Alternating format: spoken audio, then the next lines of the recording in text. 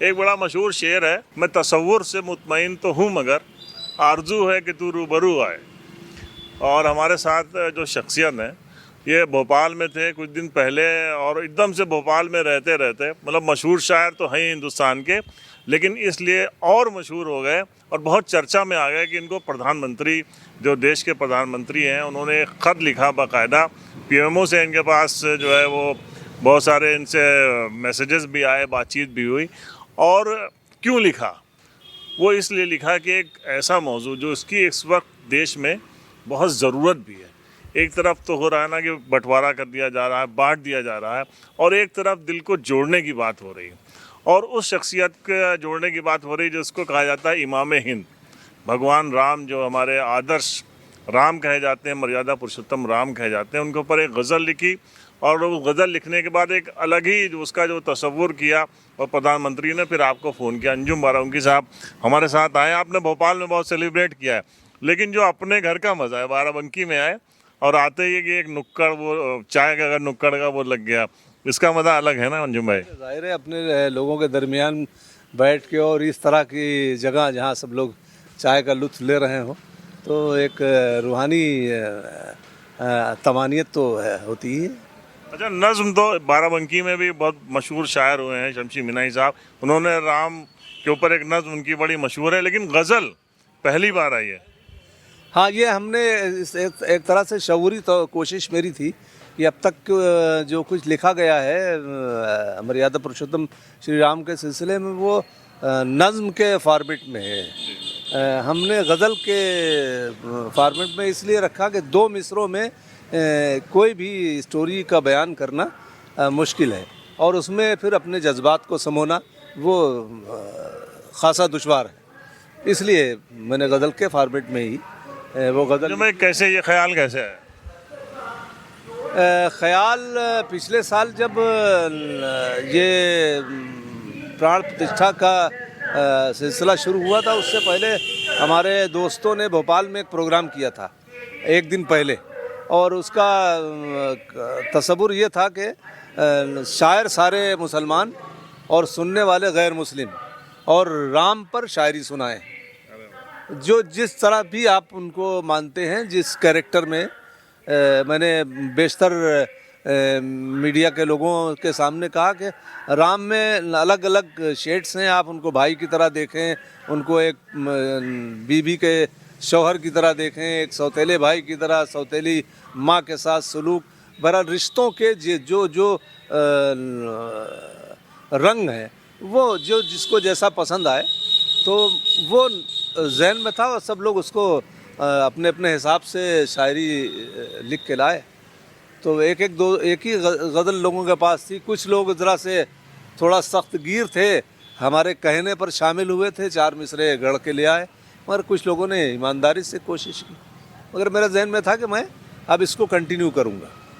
फिर मुझे एक प्रोग्राम में आरएसएस का बहुत बड़ा प्रोग्राम पिछले साल जून में मुंबई में था, मुझे बुलाया गया वहाँ, और सारे लोग बड़े इम्पॉर्टेंट, ये आप सबको मालूम है कि जो जेन्युइनली जो संघ के लोग हैं वो पढ़े लिखे बहुत होते हैं, ताकि वो आर्गू कर सकें, आपसे बात कर सकें आपको। और बुज़ुर्ग भी बताते हैं कि जब आप अपने मज़हब को कहीं मज़हब के प्लीडर की हैसियत से जाएं तो आप पहले अपनी तैयारी कर लें, ताकि आप कंपैरिजन जब करेंगे, तकाबुल करेंगे, तो आप अपने मज़हब को या जिस आइडियालॉजी को हम मानते हैं उसका मुताला आपका होना चाहिए। तो उनके सामने जाना था तो मैं भी अपनी तैयारी से गया था, और जब मैंने 3-4 गज़लें कंटिन्यू पढ़ी तो फिर बेचारे सब लोग घेर के आ गए। और ये जो अयोध्या के मेयर हैं गिरीश साहब, ये भी वहाँ थे, उन्होंने बहुत मुझे इनवाइट भी किया कि आप जब बाराबंकी आएँ तो मेरे मेहमान रहें वगैरह वगैरह। तो हमने तब वहाँ भी ऐलान ये किया था कि मैं 51 गज़लें ऐसी लिखूँगा, और चूँकि मैं अवध का रहने वाला हूँ, बाराबंकी का हूँ, हमारी कमिश्नरी भी फैज़ाबाद है, अयोध्या है, तो हमारे यहाँ आम तौर से लोगों से क़ुरबत भगवान श्री राम की है। हम किसी भी मज़हब को मान रहे हों वो अलग मामला है, मगर हमारे यहाँ ज़िक्र घरों में होता है, मजहबी सख्तगिरी से अलग हट के जो सौहार्द की, मोहब्बत की बातें करते हैं, उनके यहाँ ये सख्त गिरी नहीं है। बहरहाल हमारे शहर में बाराबंकी असल जो है वो कस्बात में आबाद है। ये बाराबंकी जो पिछले 25-30 बरस में ऐसा चमकता दमकता दिख रहा है, ये पिछले 400 साल से हमारे कस्बात में, जो हमारे आसपास के कस्बे हैं, वो हमेशा से बारौनक हैं, रहे हैं और हैं भी। वहाँ कभी ये माहौल रहा नहीं, ना हमारे घरों में सिखाया गया। तो अब जहाँ हम आबाद हैं वहाँ भी ये चाहते हैं कि ये बात वहाँ जाए। तो वो गज़ल के पहले तो कुछ अशार आप पढ़ दिए। मतले से ही आपको इस बात का एहसास होगा कि हम जिस मज़हब से ताल्लुक़ रखते हैं, वो पहली लाइन में आपको इसका एहसास होगा कि दूर लगते हैं मगर पास हैं दशरथ नंदन। दूर लगते हैं मगर पास हैं दशरथ नंदन, मेरी हर सांस का विश्वास है दशरथ नंदन। ये जो माहौल है ये 5-10 बरसों का है, मगर हमारी तहजीब जो है बहुत पुरानी है। दूर लगते हैं मगर पास हैं दशरथ नंदन, मेरी हर सांस का विश्वास है दशरथ नंदन। दूसरे लोगों के बारे में नहीं जानता हूँ, दूसरे लोगों के बारे में नहीं जानता हूँ, मेरे जीवन में बहुत ख़ास है दशरथ नंदन। अरे वाह वाह। दूसरे लोगों के बारे में नहीं जानता हूँ, मेरे जीवन में बहुत ख़ास हैं दशरथ नंदन।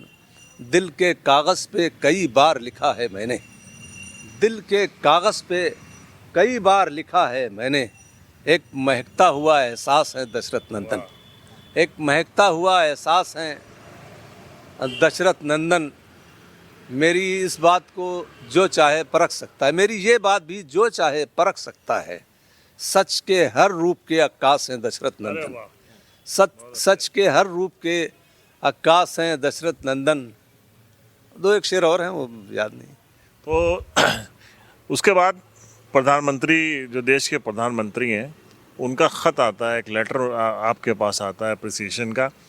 उसका वो कैसे वो लेटर आया या पहले फ़ोन आया, उसके बारे में थोड़ा बताइए। जी, मैंने एक ख़त लिखा उनको। इससे पहले भी मेरे पास एक बार उनका लेटर आ चुका है। 2014 में मेरी जब किताब एक हिंदी में दिल का गुलाब छपी, तो मैंने उनको किताब भेजी थी और वो फॉर्मल लेटर जैसे आता है वो आया, शुक्रिया। उसमें भी उनके जो सेक्रेटरी थे राजीव टोपने, उन्होंने ख़त में लिखा कि प्राइम मिनिस्टर साहब ने कहा है कि इनको जवाब जाना चाहिए। बात आई गई कि जब ये गज़ल लिखी मैंने तो उनको भेजी मैंने, उसी मुनासबत से कि प्राण प्रतिष्ठा साल भर होने वाला है, तो गज़ल भेज दी मैंने। तो एक दिन मैं अपने ऑफिस में बैठा हुआ था, मेरे पास एक फ़ोन आता है, जैसे 011 से शुरू होता, तो मैं समझा ऐसे ही कंपनी का होगा, मैंने इग्नोर किया। थोड़ी देर के बाद फिर वो फ़ोन आया, तो देर तक घंटी बजती रही, तो मैंने उठा लिया फ़ोन। तो उन्होंने मुझसे अंग्रेज़ी में पूछा कि आपका नाम अंजुम बाराबंकी है? मैंने कहा यस। तो मैंने आपके लेटर पैड पे जो आपका ईमेल एड्रेस है वो बाउंस हो रहा है, आपका कोई अल्टरनेट मेल है? तो मैंने कहा मेरा नाम पूछा उनसे कि आपका नाम जान सकता हूँ? कहने वो सीक्रेट है। खैर उन्होंने ये बता दिया कि पीएमओ से बोल रहा हूँ, तो इतना अलर्ट होने के लिए काफ़ी था। तो मैंने उनसे कहा कि हमारे मोबाइल में ही दूसरा मेल है, आप कहें तो मैं कॉल बैक करूँ आपको। उन्होंने कहा जी मैं वेट कर रहा हूँ। तो मैंने चेक किया, इतनी देर में मैंने अपने असिस्टेंट से नंबर उसको बता के कहा इसको ट्रू कॉलर में चेक करो। तो उसमें चेक किया उसने, तो डॉक्टर हीरेन जोशी का नंबर था, वो OSD हैं प्राइम मिनिस्टर साहब के।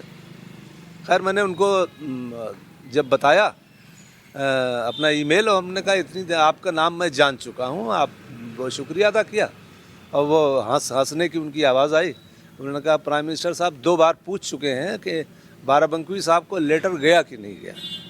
ये हमारे लिए बहुत अचीवमेंट था, एक तरह से खुशी की कि प्राइम मिनिस्टर किसी का नाम याद कर ले, और बिल्कुल गैर मारूफ आदमी जिसको कोई नहीं जानता।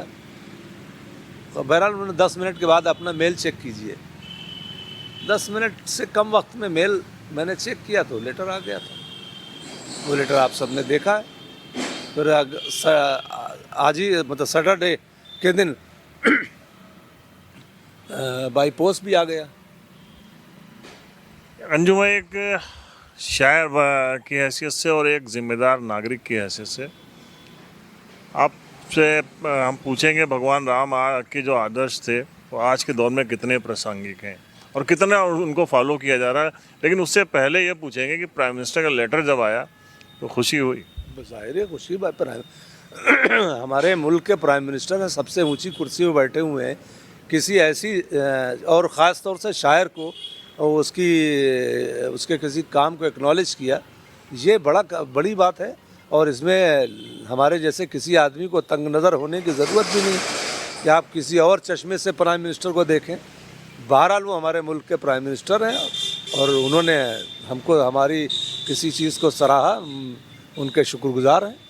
वो पहले वाले सवाल पे, जो आदर्श हैं भगवान राम के, हम जिस मज़हब को से बिलोंग करते हैं, ताल्लुक़ रखते हैं, जिसका कलमा पढ़ते हैं,